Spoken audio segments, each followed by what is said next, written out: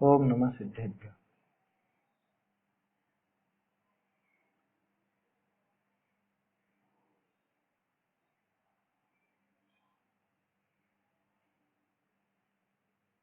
श्री जिन शासन गुरु नमो, नाना विधि सुखकार, आत्म हित उपदेश तें, करें मंगलाचार, करें मंगलाचार।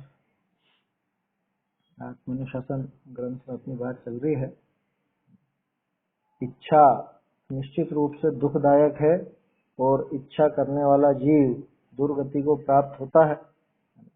अपन इच्छा पर लेकर के जा रहे हैं, वहां पे मांगने की बात थी, तो मांगना तभी संभव है जब इच्छा हो। इच्छा होती है तो अपने आप बाहर में मांगना इत्यादि कार्य भी होता है, याचना की जाती है। कल अपन ने देखा था कि किस तरह से याचक तो हीनता को ही प्राप्त होता है और जो दातार है, देने वाला है, वो उच्चता को प्राप्त होता है, वो ऊंचा हो जाता है। जो मांगता रहता है, जिसको विषय भोग चाहिए, वो निश्चित रूप से दीनहीन हो जाता है, हीन दशा को, हीन गति को प्राप्त हो जाता है। और जो उनको छोड़ता है दो रूप से। एक तो उन विषय भोगों का ही परित्याग कर देवे, ऐसा छोड़ना। दूसरा कि जो उनको दे देता है, त्याग देता, मतलब वो दान दे देता है। एक तो दान और एक त्याग, ऐसे दो तरह से अयाचक लेना, तो वो जीव उच्चता को प्राप्त होता है ना। उसकी हीनता नहीं होती, उसकी दुर्दशा नहीं होती। ऐसा कल अपन ने देखा था, तराजू का उदाहरण भी देखा था क्या। और कल एक बहुत अच्छी बात आई थी कि दीनता में पाप क्या है, दीनता में दोष क्या है। तो टोडरमल जी ने तो बिल्कुल स्पष्ट करके समझा दिया कि भैया दीनता के कारण तो सारे के सारे पाप होते हैं। ये जो इसके याचना पड़ी हुई है 5 इंद्रिय के विषय भोगों की, इसके चक्कर में तो सारे ही पाप कर लेता है। कौन से पाप से बचेगा? कोई भी पाप नहीं छोड़ता है। अब आगे अगला छंद देखते हैं अपन। अभी भी वो आशा और इच्छा उनके संबंध में यहाँ पे बात आ रही है।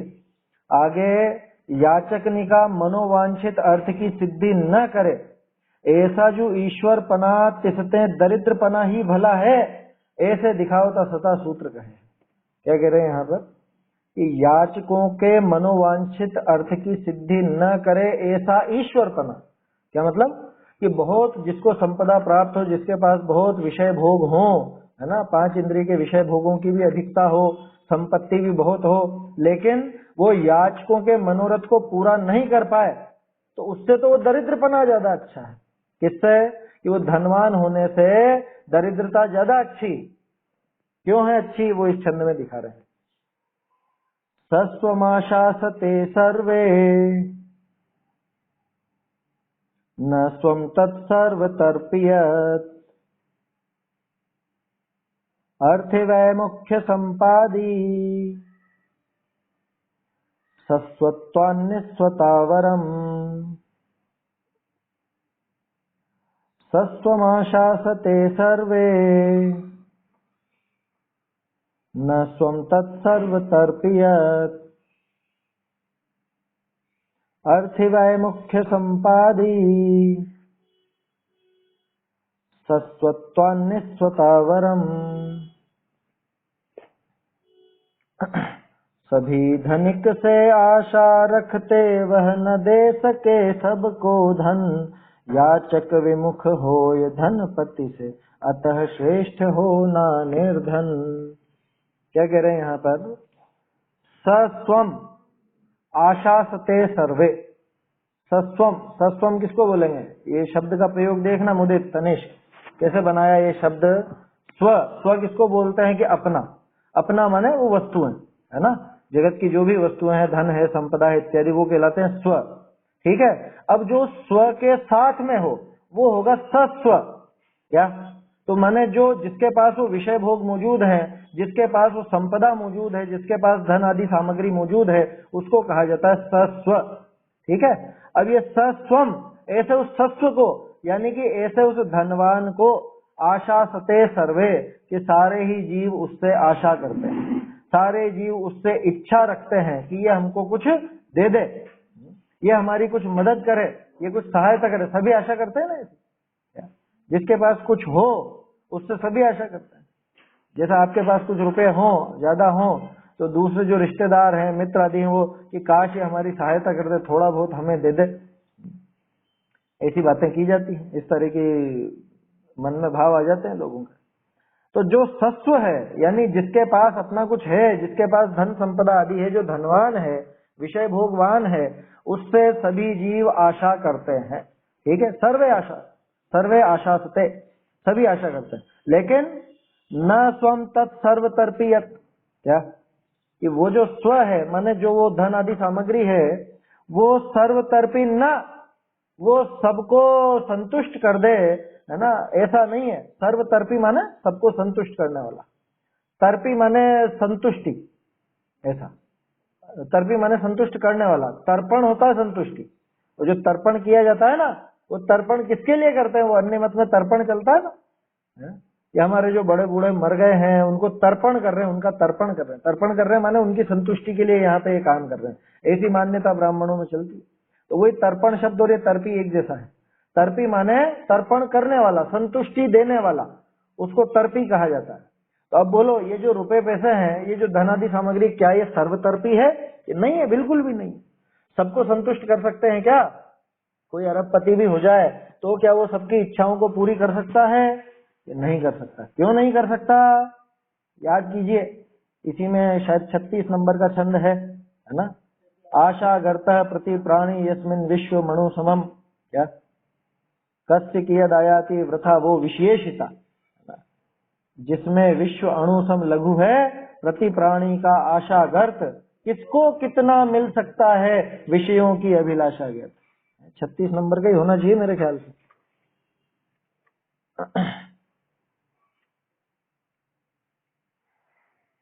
है ना? 36 है, हाँ 36 नंबर पर आशा करता प्रति प्राणी यस्मिन विश्व में। अब बोलो, जिसके पास इतना सब संपदाएं हो भी सही, तो क्या वो सबका सर्वतर्पी है क्या? क्या वो सबकी इच्छाओं को, सबकी आशाओं को पूरा कर सकता है? नहीं कर सकता। अरे कितना बड़ा कोई भी अरबपति खरबपति ले लो, विश्व का सबसे मतलब नंबर 1 पर जो अमीर हो उसे ले लो, क्या वो सबको संतुष्ट कर सकता है? नहीं कर सकता।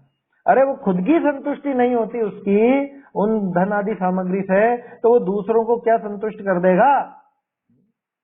विश्व के सभी जीवों को क्या संतुष्ट कर देगा वो, जब उसकी खुद की संतुष्टि नहीं होती? उसे भी तो और चाहिए, है? तो जब उसकी खुद की संतुष्टि नहीं हो रही है उस सामग्री से, तो वो दूसरों को क्या संतुष्ट कर देगा? तो सत्स्वमाशासते सर्वे, कि जिसके पास अपना कुछ है, जिसके पास धन आदि सामग्री है, उससे तो सभी आशा करते हैं। लेकिन न तत्स्वम, कि वो जो स्व है, उसका जो धन है, वो न सर्वतर्पीयत, कि वो सर्वतर्पी नहीं है, वो सबको संतुष्ट कर देने वाला नहीं है। और अर्थी वैमुख्य संपादी, क्या मतलब? कि अर्थी, जो अर्थी था, अर्थी माने इच्छुक था, जो याचक था, जो उसके पास कुछ अपने प्रयोजन से आया था, वो विमुख हो जाता है। तो अर्थी की विमुखता का, अर्थी वो अर्थी नहीं, कौन सी अर्थी? तो मरने के बाद ले जाते हैं जिस पर, वो अर्थी की बात नहीं है ना। अर्थी माने इच्छुक, जैसे बोलते हैं ना अपन धनार्थी, जिसको धन चाहिए वो धनार्थी है, जो जिसको विद्या चाहिए वो विद्यार्थी है, ऐसा। अपन अपने मोक्ष चाहिए अपने को, तो अपन मोक्षार्थी है, ऐसा। तो अर्थी वैमुख्य संपादी, तो ये बोलो, ये धन कैसा हो गया? ये जो सामग्री है कैसी हो गई कि ये तो अर्थी जीव की विमुखता का संपादन करने वाली है। माने ये अर्थी जीव को, उस इच्छुक जीव को, अपना काम के लिए जो आया है, उस जीव को विमुखता का कारण है। ये रुपए पैसे तो ये विमुखता के कारण है, वो विमुख हो जाएगा। क्यों? क्योंकि वो संतुष्ट होने वाला है नहीं, वो संतुष्ट नहीं होगा और तुमसे विमुख हो जाएगा। वो तो तुम्हारे पास किसी इच्छा से आएगा, तुम्हारे धन संपदा को देख करके, और उसकी इच्छा पूरी होगी नहीं तो अपने आप वो विमुख हो जाएगा। अरे क्या क्या उन्होंने मदद करी, कुछ नहीं हो सकता, कोई मदद नहीं मिली उनसे, हमें तो इतना चाहिए था और उसने इतना सा दिया। बोलो, विमुख हो जाते हैं ना, मतलब इतने हो जाते हैं। जैसे एक छोटा सा उदाहरण है, क्या आप मेरे यहाँ पर भोजन के लिए आओ, ठीक है, या मान लो उल्टा कर देते हैं, मैं आपके यहाँ पर भोजन के लिए आऊं और आप मुझे कोई मिठाई का, मान लो काजू कतली बनी, अब वो काजू कतली के आपने 2 पीस रखे मुझे, ठीक है, 2 काजू कतली रखी और ज्यादा नहीं रखी, खिलाया ही सही ना आपने तो खिलाया ही। ऐसा तो नहीं कि आपने मुझसे छीन लिया या मुझसे पैसे लिए उस चीज के, नहीं लिए, लेकिन फिर भी मैं बस दो काजू कतली रखी बस, है? दो से क्या होता है? अरे सामने वाले ने दिया ही है ना, लिया तो नहीं है, लेकिन उसके बावजूद बोलो वो जो काजू कतली थी वो इसकी संतुष्टि देने वाली हुई कि इसकी और कषाय बढ़ाने वाली, ये विमुक्ता का संपादन करने वाली हुई। अर्थी वैमुख्य संपादी, आया समझ में? वो जो आपकी काजू कतली है वो तो इसको और विमुख करने का साधन हो गई। जिसको जो उदाहरण समझ में आया वो लगा लेना। मैंने तो काजू कतली इसलिए लिया कि छोटी होती है ना। अब गुलाब जामुन जमा आपको, तो गुलाब जामुन लगा लेना, उसमें क्या है कि 2 ही गुलाब जामुन रखे बस।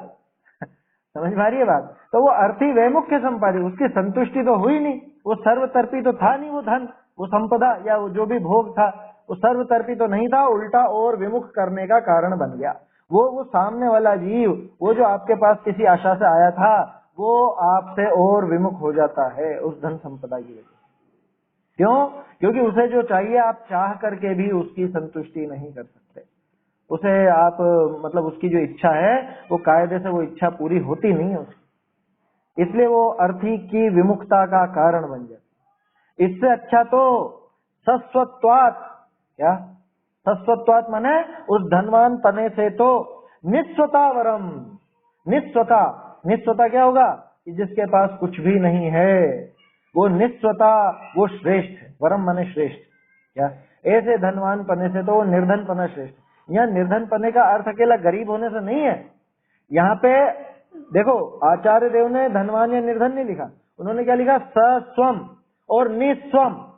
ऐसा एक तो सस्व और एक निस्व, तो सस्वता से तो निस्वता माने वो परिग्रह से, वो विषय भोगों के उन परिग्रहों से तो अपरिग्रही होना श्रेष्ठ है। तो निस्व का अर्थ एक अपरिग्रह भी होता है, आया समझ में? है ना? निर्धन होना का अर्थ गरीबी नहीं है। निर्धन होना माने धन नहीं होना। बोलो मुनिराज निर्धन है या नहीं है?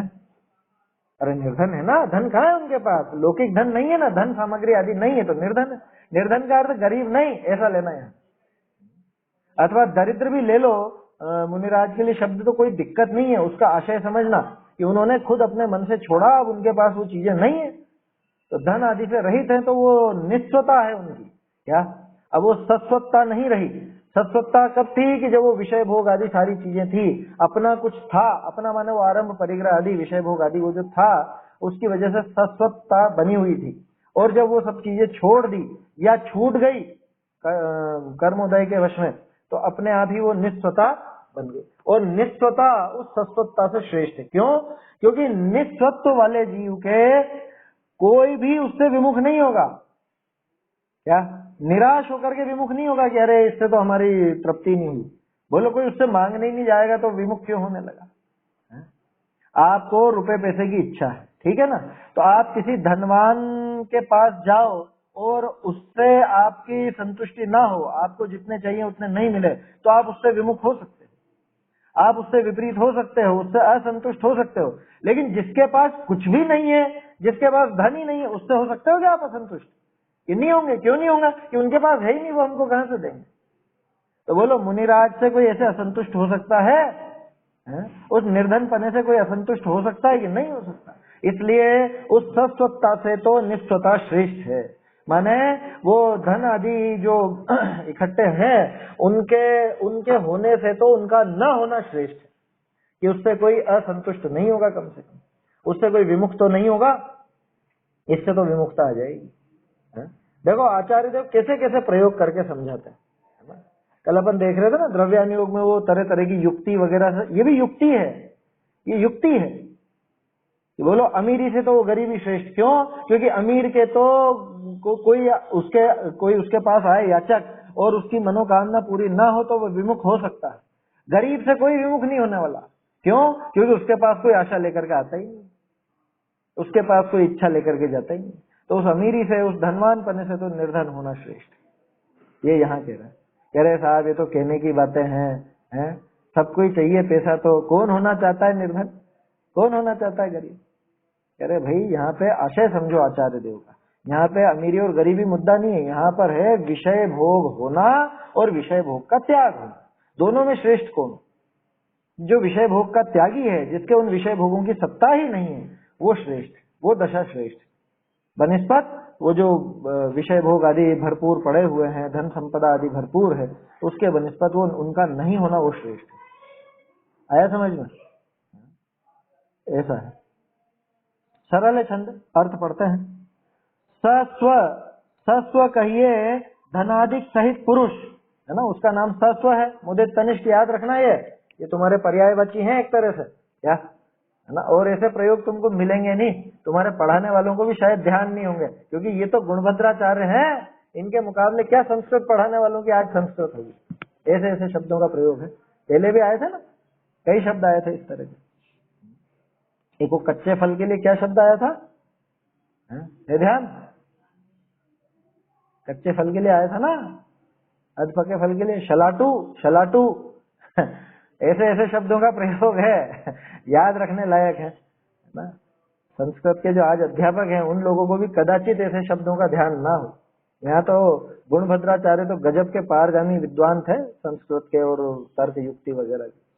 देखिए, सस्व कहिए धनादिक सहित पुरुष, क्या धन संपदावान के लिए एक और एक शब्द है ये सस्व। ताको सर्व ही जाचे, सर्व ही उसकी याचना करते। देखो जाचे लिखा ना, ये हिंदी में तो याचना लिख दिया होगा, है ना। हाँ, सभी उससे याचना करते हैं। देखो एक किस्सा ध्यान आ गया। हाँ हाँ, एक पहले कोई विद्यार्थी था, वो जांचे सुर तरु दे सुख चिंतत चिंता रेन। वहां जांचे का क्या अर्थ है? याचना करने पर। अब उसने अर्थ क्या करा, जांचे सुर तरु दे सुख, कि देव लोग जांचते हैं, देव लोग परीक्षा करते हैं, ऐसा जांचता है। वो जाचू का अर्थ समझ में नहीं आया उसको, तो जाचू का अर्थ वो जांचने से लगा लिया उसने, जबकि वो याचना सीधा सीधा बिल्कुल याचने का जांचना बना, है ना। पुरानी भाषा का भी थोड़ा ज्ञान होना चाहिए।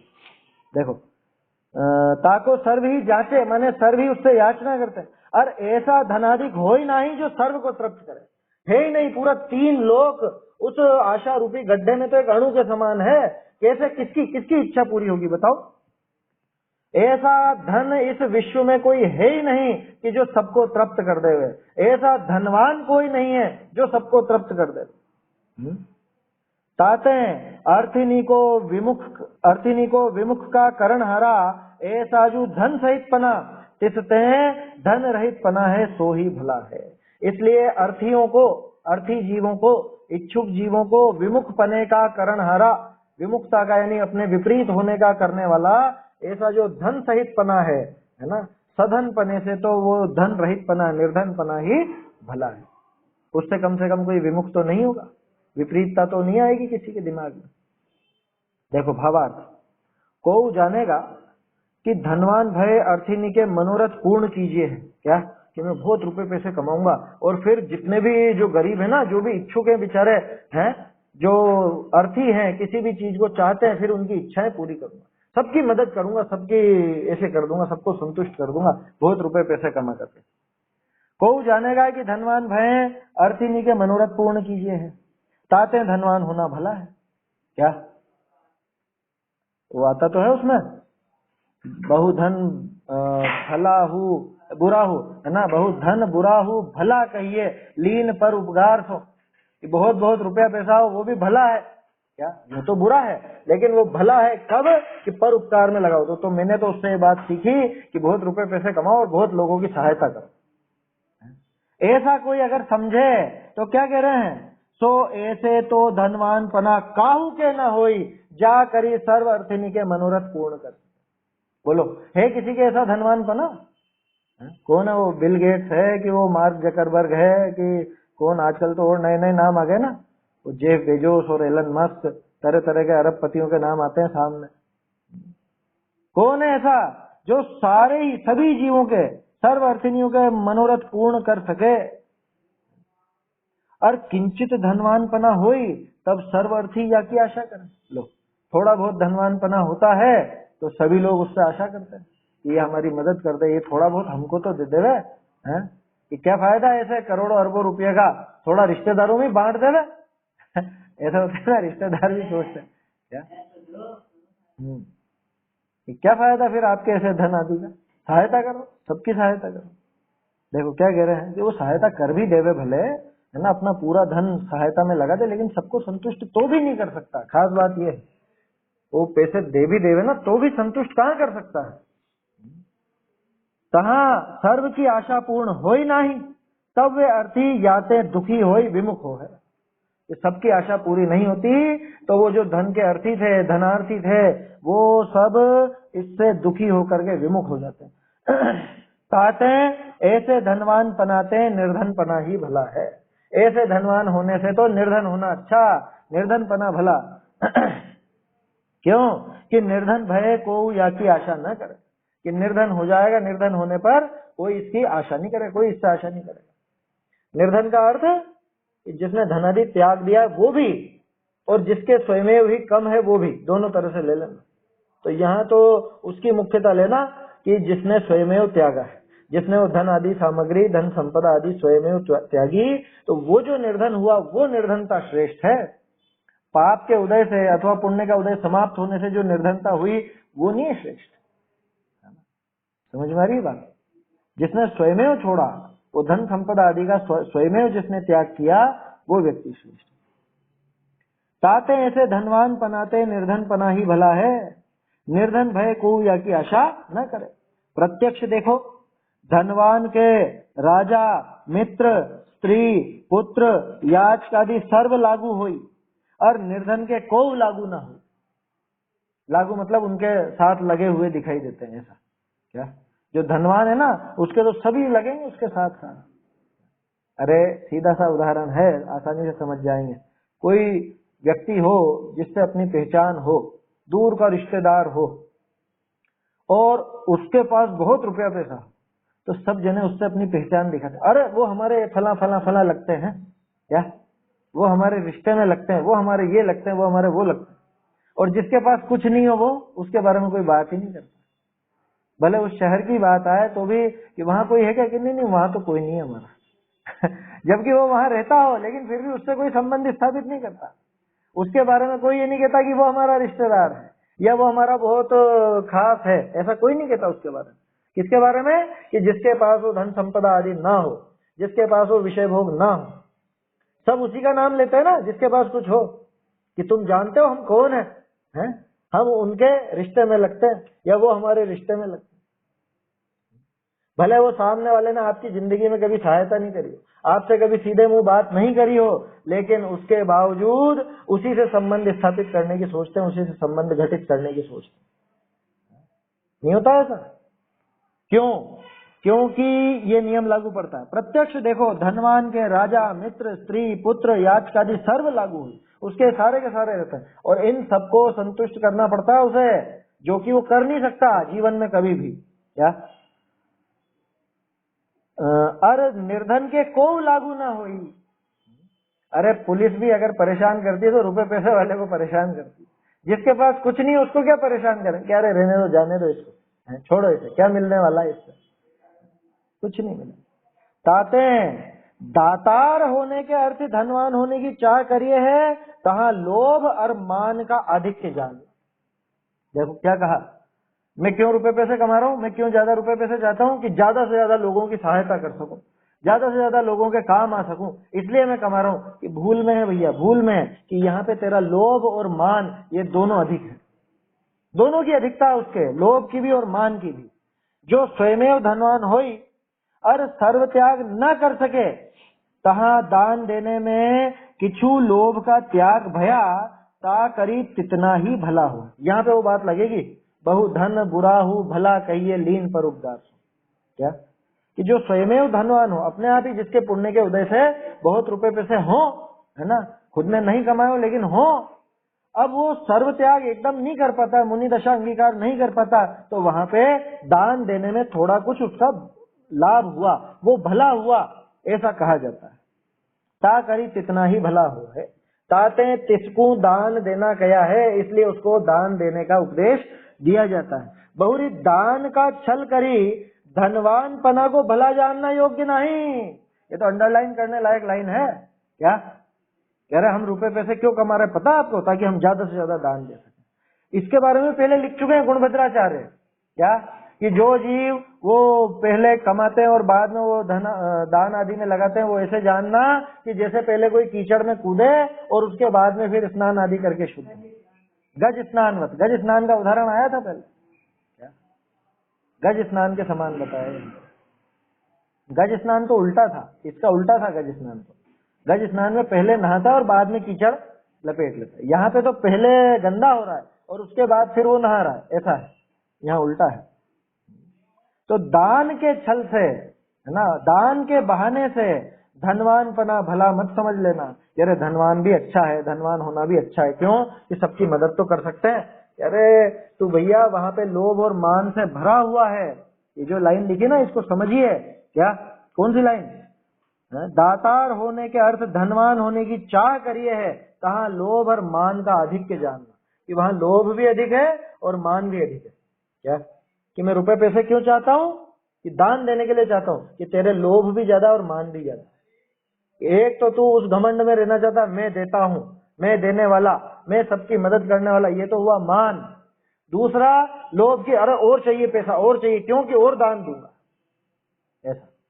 अथवा वो उस पद का लोभ है इसको, कि मैं बड़ा दातार कहलाऊं, उस पद का भी तो लोभ होता है ना, मतलब यश का लोभ। या तो रुपए का लोभ तो है ही सही, कि पहले तो ज्यादा इकट्ठा करूं, ये लोभ। उसके बाद यश का लोभ, कि मैं दूंगा तो सब मेरे को ऊंचा समझेंगे, ऐसा। और मान कषाय भी उसमें तीव्र है। तो इसलिए कि मुझे दान ज्यादा देना है, इसलिए ज्यादा कमाऊं, इससे अच्छा तो है कि जो है उनको छोड़ता जा। आया समझ में? त्याग करना ज्यादा अच्छा कि इकट्ठा करना ज्यादा अच्छा? कह रहे हम तो दूसरों को देने के लिए इकट्ठा कर रहे हैं, कि जिससे तो तू त्याग ही कर देना, वो त्याग श्रेष्ठ दान है। समझ में आई बात?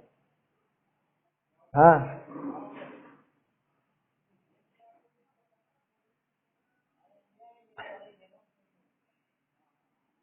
लालच, लालच दिखाया जाता है, क्या कि वहां स्वर्ग मिलेगा, यहाँ पे इतना दोगे तो वहां स्वर्ग में मिलेगा तुमको, है ना।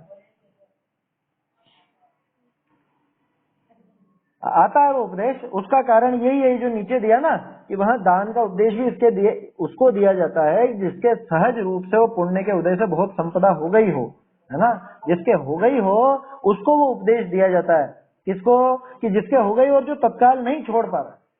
कायदा तो यह है कि वो सारा धन वैभव संपदा आदि छोड़ करके मुनिपना धारण करे, लेकिन अभी वो नहीं हो पा रहा, अभी एकदम से नहीं हो पा रहा। तो क्या करें कि एक काम कर, तू दान में निकाल, इसको खत्म कर, जैसे तैसे खत्म करता है। तो उसको दान का उपदेश है। ऐसा नहीं है कि तुम दान देना चाहते हो तो और कमाओ, या तुम दान दोगे ना इससे और संपदा बढ़ेगी। देखो वो असल में वो भी पद्धति है, चरणानुयोग की पद्धति है वो। जैसा अपन ने देखा था ना, बड़ी कषाय छुड़ाकर छोटी कषाय कराते हैं, तो ये बड़ी कषाय छुड़ाकर यार तू दान दे, दान दे माने तू ये रुपए पैसे के प्रति जो आसक्ति है वो कम कर। क्यों? कि तुझे आगे और मिल जाएगा। कि थोड़ा सा लोभ जगाया वहां पर, या मंद लोभ वहां पर थोड़ा सा लोभ जगाया। किस वजह से जगाया? कि तू अभी देगा तेरे और बढ़ेगी संपदा। जैसे वो उसमें है ना, कूप जल सम परिणयो, क्या क्या है वो?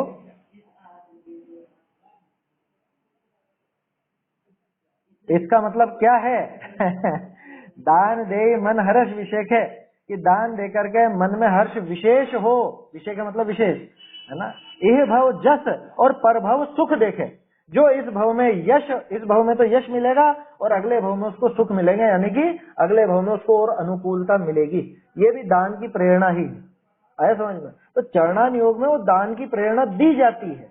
किसको दी जाती है? वो कारण भी दिखा दिया कि जिसके सहज रूप से वो संपदा हो गई है पुण्य के उदय में, और जिसके अभी वो पूरी तरह से नहीं छूट रही है, जो परिग्रह का पूरी तरह से त्याग नहीं कर पा रहा है, उसको दान की प्रेरणा दी जाती है। क्योंकि आचार्य का प्रयोजन तो सीधे सीधे वो कषाय और वो परिग्रह आदि घटवाने का है ना।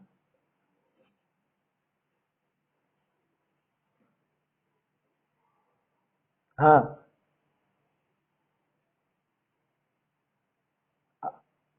नहीं वो बिल्कुल सही बात पकड़ी आपने। क्या परभव की इच्छा भी क्यों करें, वो सुख भी क्यों चाहिए? वास्तविकता तो यही है। लेकिन जिसको परभव का लोभ हो उसको तो ऐसा लोभ दिलाया जाएगा ना। अब अपन तो स्वाध्यायी हो गए, तो अपने को तो समझ में आ गई कि बाहरी अनुकूलता से, बाहरी प्रतिकूलता से अपना कुछ सुधरता है, बिगड़ता नहीं है। तो अपन तो वो इच्छा नहीं करेंगे कि भाई आगे भी अपने को ऐसा सुख मिले, ऐसा हो वैसा हो, है ना। अपन तो वो श्रेणिक का अनुसरण करेंगे इस मामले में कि अगला भाव नरक की कोई दिक्कत नहीं, मैं तो वहां भी संपूर्ण हूँ, कि उसका अगला भाव तीर्थंकर की कोई दिक्कत नहीं, मैं वहां भी संपूर्ण हूँ, है ना। वो वास्तविक स्थिति होनी चाहिए, लेकिन सभी जीव इस तरह के नहीं होते। किसी को वो अनुकूलताओं का लालच भी रहता है, तो उसको ऐसा अनुकूलता का लोभ दिखाया जाता है। यही तो पढ़ा था अपन ने चरणानुयोग के व्याख्यान के विधान में, है ना।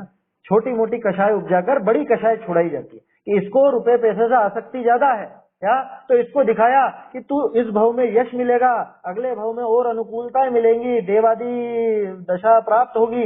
अच्छा ऐसा होगा कि कैसे होगा ऐसा, कि तू दान दे, ये रुपए पैसे का मोह छोड़, लोभ छोड़ और थोड़ा दे, है ना।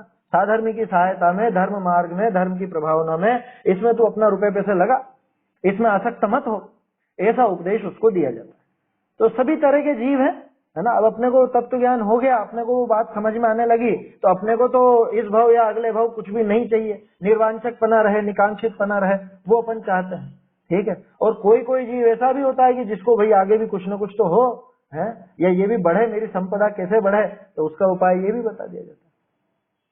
आया समझ। तो इसमें कोई झूठ नहीं है, या कोई आचार्य देव ने उसके कषाय पैदा नहीं करी, ये चीज अपन देख चुके हैं। आचार्य का प्रयोजन तो बड़ी कषाय मिटाने का है।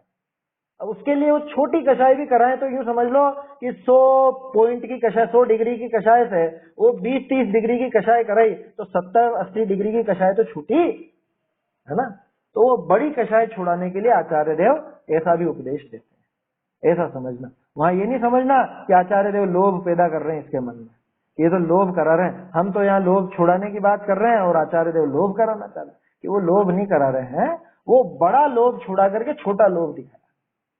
यहाँ जो विषयों में 5 इंद्रिय के विषय भोगों में अथवा धन संपदा में उसकी आसक्ति थी, वो आसक्ति छुड़ा करके थोड़े धन आदि में, दान आदि में वो अपने इसका सदुपयोग करे, ऐसी उसको प्रेरणा दी जाती है ना। तो यहाँ ये समझना चाहिए। देखिए, बहुरी दान का छल करी धनवान पना को भला जानना योग्य नहीं। ये रुपए पैसे वाला होना तो बहुत अच्छा है, क्योंकि दान दे सकेंगे, अरे साहब इतने जिनालय वगैरह बनते हैं, धर्म की प्रभावना होती है, सब में पैसा लगता है, तो रुपए पैसे होना तो अच्छी बात है ना। ये अच्छी बात नहीं है, इस छल से इसको अच्छा मत बोलो। अच्छा तो ये है कि परिग्रह का पूरा ही त्याग, धन आदि हो ही नहीं हमारे, ऐसी निर्ग्रंथ दिगंबर दशा हो जाए, मुनिपना हमारे हो जाए, वो श्रेष्ठ दशा है क्या।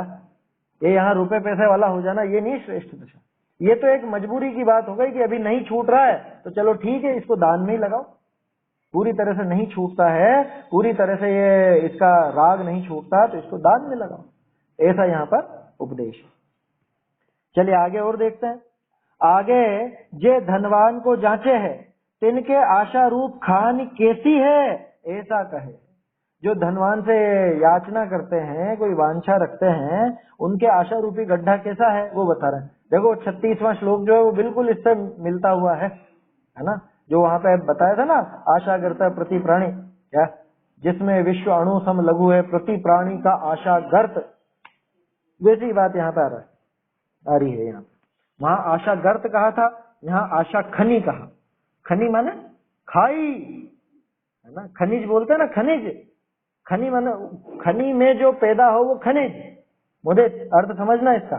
खनी माने वो खाई, खाई वगैरह सब खोद खोद करके ही तो मिलता है वो सब रत्न वगैरह जो है। आशा खनी रतीवा भू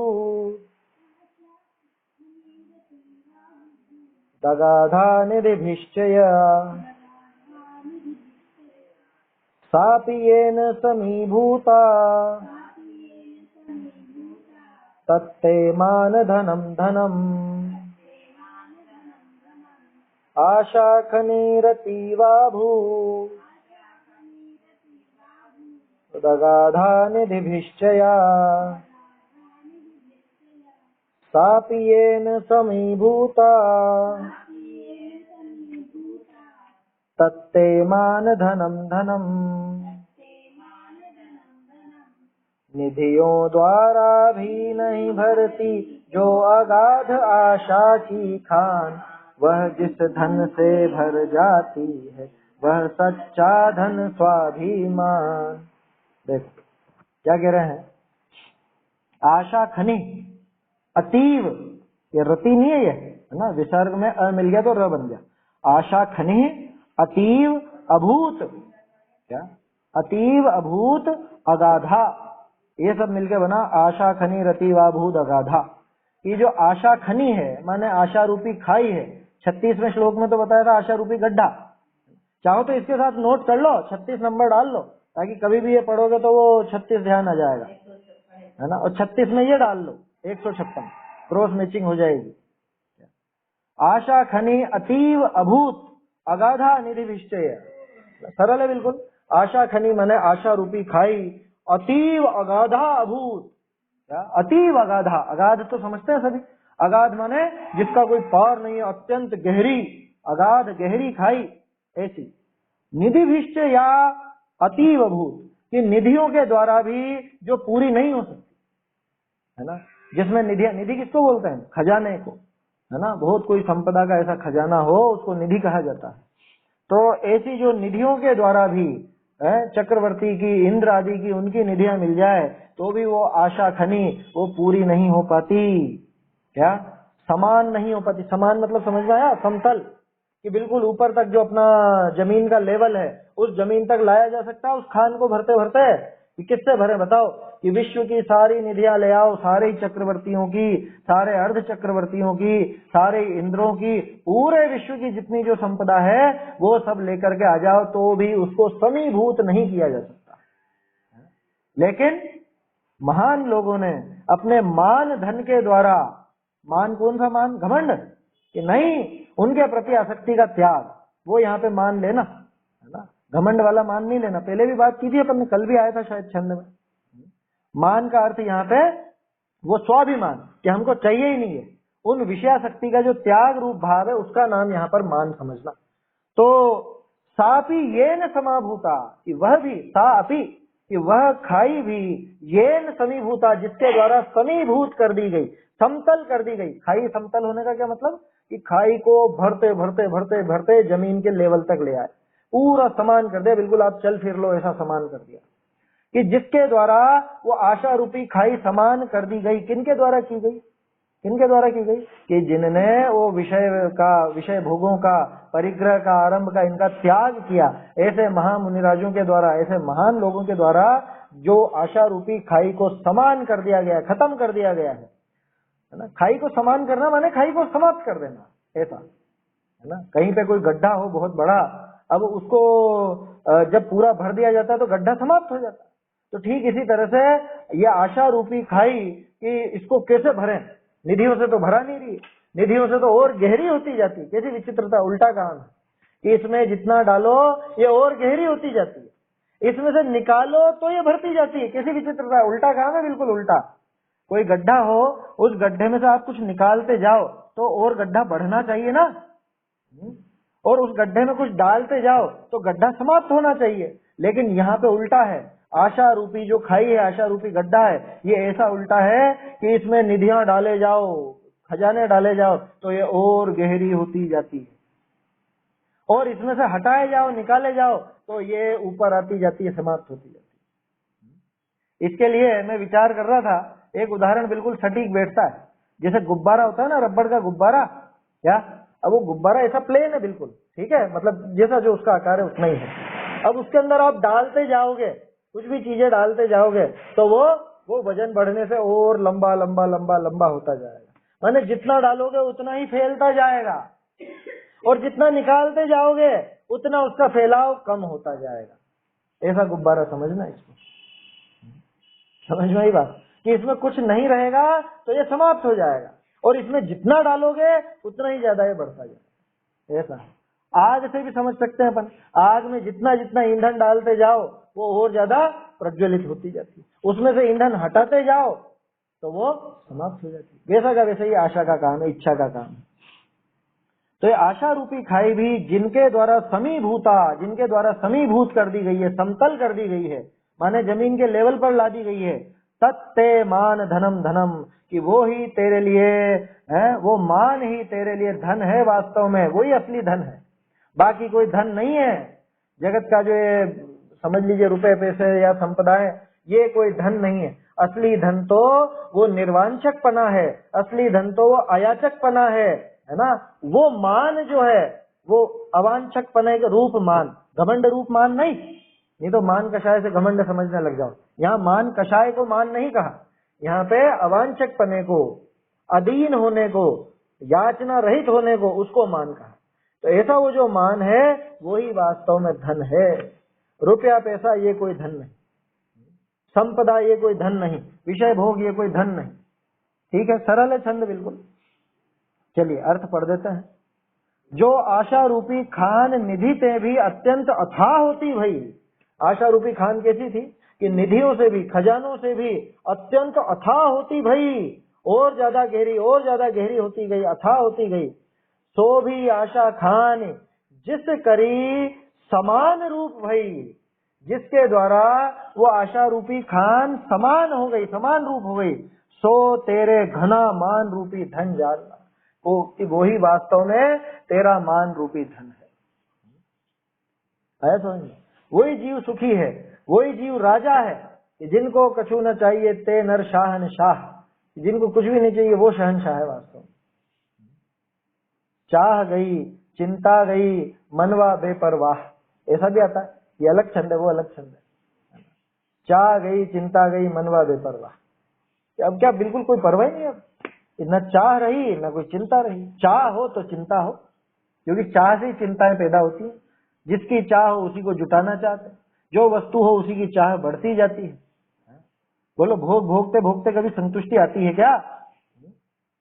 अभी कुछ खाया, मिठाई खाई, बहुत अच्छी लगी, खाते ही जाऊं, लेकिन पेट की तो सीमा है, तो अब रुकना पड़ेगा। लेकिन वो इच्छा नहीं मरती है ना, कि और मिले तो और खा जाऊं, लेकिन क्या करूं, पेट पूरा भर गया। समझ में आई बात? ऐसा होता है ना। तो सो तेरे घना मान रूपी धन जानना, कि वास्तव में वो ही मान रूपी जो धन है वही असली धन है तेरे लिए। वो मान धनम, धनम वही वास्तव में धन। क्या कह रहे हैं भावार्थ?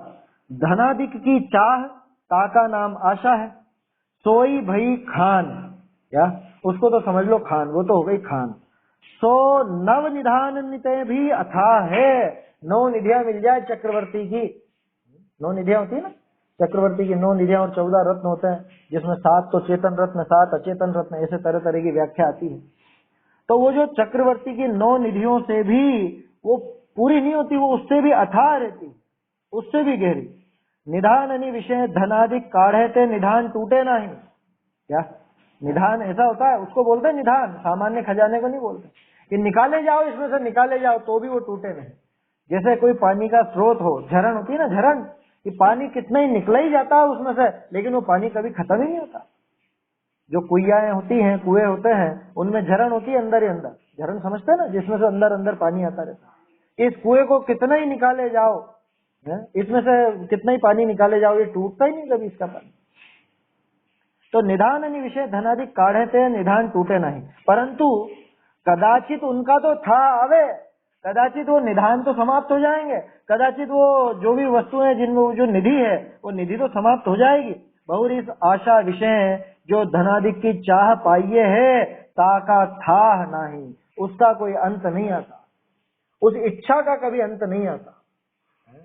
वो वस्तुओं का अंत आ जाएगा, 3 लोक का अंत आ जाएगा, इस इच्छा का अंत नहीं आता। लेकिन लिखा ना 36वें कलश श्लोक में, जिसमें विश्व अणु सम लघु है, प्रति प्राणी का आशा करती। ये आशा रूपी गड्ढा इतना इतना गहरा, ऐसा गहरा गड्ढा कि जिसमें ये पूरा विश्व, पूरा 3 लोक ये अणु के बराबर है।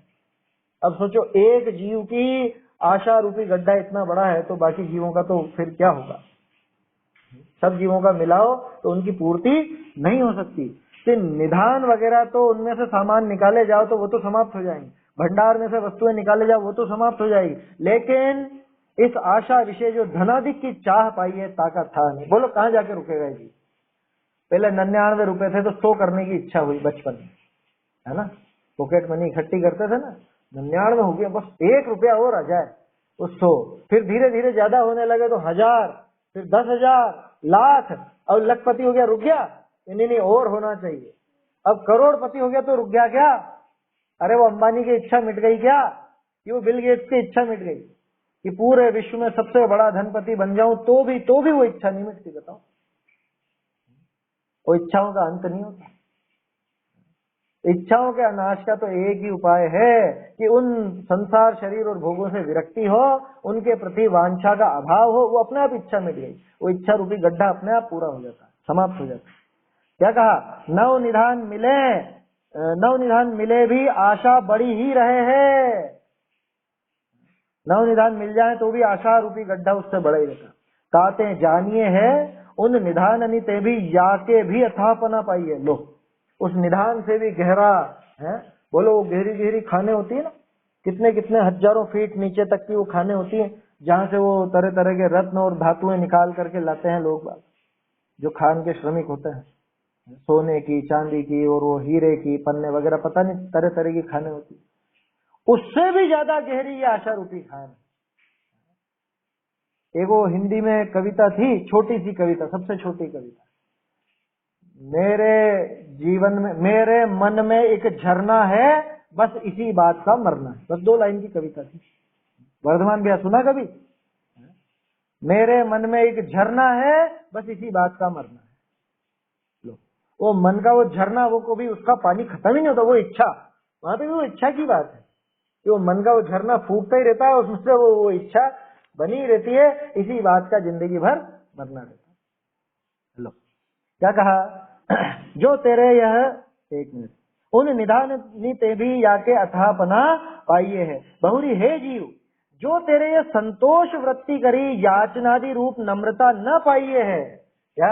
अरे नम्र होकर के याचना ही कर लो, मांग लो मन में हुआ तो, कि जो तेरे संतोष वृत्ति ऐसी पड़ी हुई है कि जिसकी वजह से तू याचना नहीं करता, ऐसी संतुष्टि है कि कुछ चाहिए ही नहीं है, कि नहीं चाहिए, ऐसा संतोष है हृदय में, इतना संतोष है कि कुछ नहीं चाहिए तो मांगता नहीं है। कल बात आई थी ना कि मांगने में बुरा क्या है, दीनता में पाप क्या है, क्या दोष है उस दीनता में, वो वाली बात है। जो तेरे यह संतोष प्रवृत्ति करी याचनादि रूप नम्रता न पाइये है, ताका नाम यहाँ मान है। यहाँ पे इसको मान कह रहे हैं। सोई भया धन ताका प्रमाण ऐसा बहुत है, जा करी वैसी आशा खाने समान रूप हो है। क्या? तो वो मान ही तेरा धन है, उसका प्रमाण इतना कितना कि वो मान वास्तव में इस आशा रूपी गड्ढे को पूरा कर सकता है, वो भर सकता है। बाकी तो जगत की सारी निधियां ले आओ, उनसे ये आशा रूपी गड्ढा पूरा होने वाला नहीं है। वो जो संतुष्टि रूपी धन है ना, निर्वांछक पने रूपी धन है ना, याचना के अभाव रूप जो धन है, उससे ही आशा रूपी गड्ढे का, आशा रूपी खाई का समापन हो सकता है, उससे ये समतल हो सकता है। पूर्वोक्त मान धन भय आशा के अधिकता का अभाव हो है। अपने आप जैसे ही वो संतुष्टि रूपी मान आएगा, घमंड रूपी मान नहीं, संतुष्टि रूपी मान, आत्म सम्मान रूपी मान, वो जो आत्म संतुष्टि रूपी मान आएगा, उससे अपने आप ही आशा की अधिकता का अभाव हो जाएगा। माने फिर आशाएं, इच्छाएं बढ़ी हुई नहीं रहेंगी, धीरे धीरे समाप्त हो जाएंगी। ताते नव निधान ते भी अभिमान रूपी धन को बड़ा जानी, संतोष रूप होई धनादि के अर्थ याचना करनी योग्य नहीं। बोलो, कौन सा है बड़ा धन? वो रुपए पैसे वो ज्यादा बड़ा धन है कि वो संतोष वास्तव में बड़ा धन है? आया समझ में? कि संतोष रूपी धन ही सर्व धनों में प्रधान है। ऐसी संस्कृत में उक्ति भी आती है, विद्याधनम सर्व धन प्रधानम, इस तरह की उक्ति तो आती है। संतोष रूपी धन इन सब धनों में सबसे बड़ा धन है, सबसे महान धन है। तो नव निधियों से भी ये अभिमान रूपी धन को बड़ा जाने, अभिमान माने ये संतोष रूपी मान, घमंड वाला अभिमान नहीं, संतोष रूप होई धनादि के अर्थ याचना करनी योग्य नहीं। बोलो, क्यों चाहिए मुझे धन? मुझे तो इससे बड़ा धन मिल गया, संतोष रूपी धन मिल गया, तो अब मुझे ये थोड़ा बहुत धन सामग्री ये क्यों चाहिए? फिर उसकी याचना नहीं करेगा। जाते हैं आशा मेटने के अर्थ धनाधिक जाचिए है, सो निधान पाए भी आशा न मिटे। बोलो, मैं क्या सोचता हूँ कि ये जो भोग आदि है, इनसे मेरी ये विषयों की ये इच्छा की ज्वाला मिट जाएगी। आया समझ में? सोचा करता था भोगों से मिट जाएगी इच्छा ज्वाला, वो इच्छा रूपी ज्वाला इन भोगों से मिट जाएगी, लेकिन ये तो और ज्यादा बढ़ती जाती है। समझ में ही बात। आशा मिटाने के लिए धनादि की याचना करता है, अपनी इच्छा मिटाने के लिए धनादि की इच्छा करता है, सो निधान पाए भी, ये सारे जगत का निधान, सारे जगत की सामग्री, ये वैभव, खजाने सारे के सारे तुझे मिल जाएं तो भी आशा नहीं मिटे, तो स्तोक धनादि से कैसे मिटेगी? कि थोड़े बहुत धनादि की जो इच्छा उससे कैसे मिट जाएगी? पूरे विश्व का धन मिल जाए तो वो इच्छा नहीं मिटती, तो थोड़े बहुत धनादि की इच्छा से कैसे मिट जाएगी? तो क्या करें फिर? अरे धनादि की चाह छोड़ो, वो संतोष धन को अपनाओ, अपने आप वो धन की इच्छा मिटेगी। बहुरी संतोष वृत्ति करी, धनादि के अर्थ नम्रीभूत न होना, ऐसे ये परिणमन उपादेय है। ये आखिरी लाइन खास।